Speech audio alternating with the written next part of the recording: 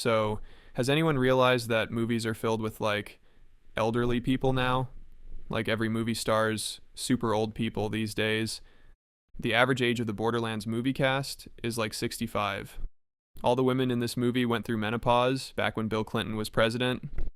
Jamie Lee Curtis is like a million years old. The most recent Halloween movies were just bizarre. You have this frail elderly woman fighting a slasher killer.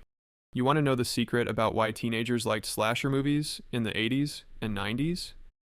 Because they starred attractive women and had violence. That's it.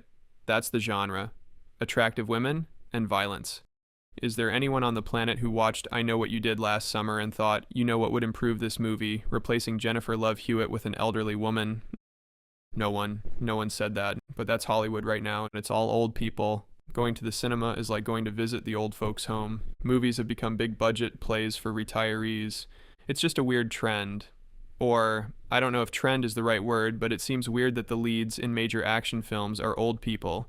You have all those Liam Neeson movies that all seem completely interchangeable. I feel bad for the people making these movies because once Liam Neeson is cast, it's like, oh, it's just another one of those Liam Neeson movies. And I like Liam Neeson, but a lot of these movies he is in probably would have been better with someone else in the role. Maybe someone slightly less geriatric.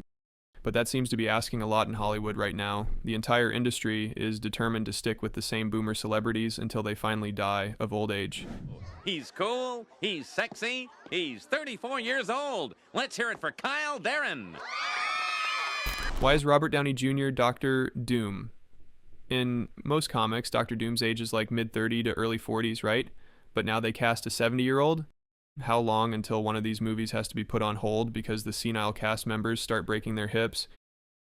Imagine how different classic films would look if this was the casting mode back then. Just elderly people in every lead role. None of the current movie stars would have become movie stars because they never would have been cast as the lead. It wouldn't be Tom Cruise in 1996's Mission Impossible. It would have been whatever the guy's name is from the old 1960s Mission Impossible TV series. Like, imagine Gary Cooper as Luke Skywalker. Okay, Gary Cooper died in 61, so that's a bad example. Cate Blanchett is a great actress, but she's also the same age as my grandmother. It just seems odd, doesn't it? I don't know, am I crazy? Does anyone remember that one Terminator movie? I forget what it was called. It was the most recent one, I think. They brought back Linda Hamilton, and the entire thing was just sad, watching this feeble old woman awkwardly walk around and pretend to shoot rocket launchers. And for what? Is anyone enjoying this? It almost seems humiliating to see elderly people done up like this, like the entire industry is bordering on elder abuse. And did anyone see the most recent Mission Impossible movie? The movie is pretty solid overall, but Tom Cruise is really starting to show his age, and even with the digital smear they put on his face, you can still tell that below the spray tan and hair dye, the man is approaching Crypt Keeper status. It makes the entire movie has this odd vibe to it. All the scenes where Tom Cruise is getting close to Haley Atwell's character were giving me flashbacks to Pearl touching Maxine's arm. It just feels dirty. You know what would take far more bravery than all the stunts Tom Cruise does for his movies? If he started taking age-appropriate roles. For example, he could play Crazy Ralph in a new Friday the 13th movie. Does anyone remember the character Crazy Ralph? I think he was in the second Friday the 13th movie, maybe the third. It's not important. What is sort of important is that this constant casting of the same actors over and over again. Liam Neeson, Tom Cruise, Robert Downey Jr., Dwayne Johnson. It's one of the reasons people say there are no new movie stars. It takes time to build up an actor in audience's mind and turn them into a household name, and studios would rather just cast the same dude for the 500th time. It's not for lack of talent. If guys like Glenn Powell, Mina Massoud, is that how you pronounce that guy's name? I don't know. He was in the Aladdin movie with Will Smith. The movie sucked, but I thought that guy had decent leading male energy.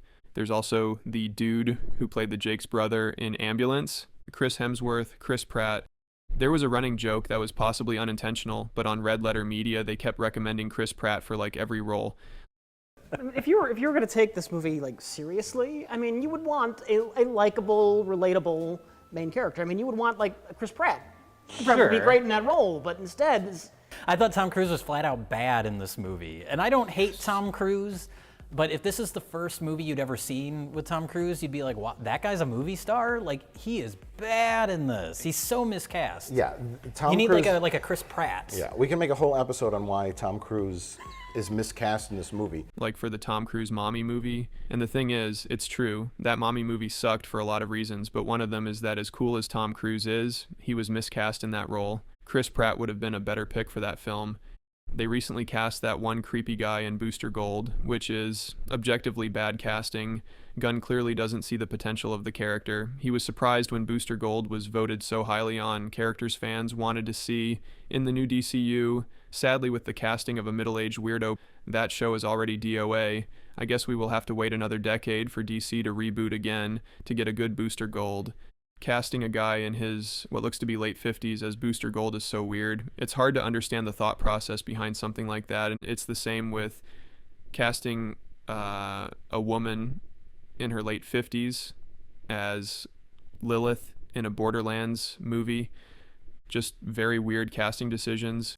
Casting is an extremely important element to making a movie work. Take any classic film and swap out the role for someone else, and even with the same writing, directing, score, etc., the movie likely will lose a lot of its magic.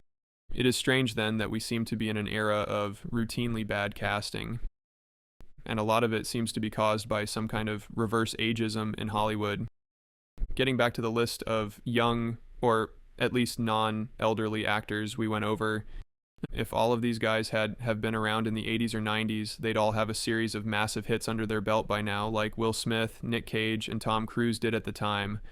But because the same old boomer celebs get cast in everything, new potential talent is stuck in small supporting roles. It feels like such a waste of potential. I already know what a Liam Neeson action movie looks like. I'd like to see someone else's take on it. This problem seems to be less of an issue with female casting most of the time, with Borderlands being a notable exception, but it's still an issue.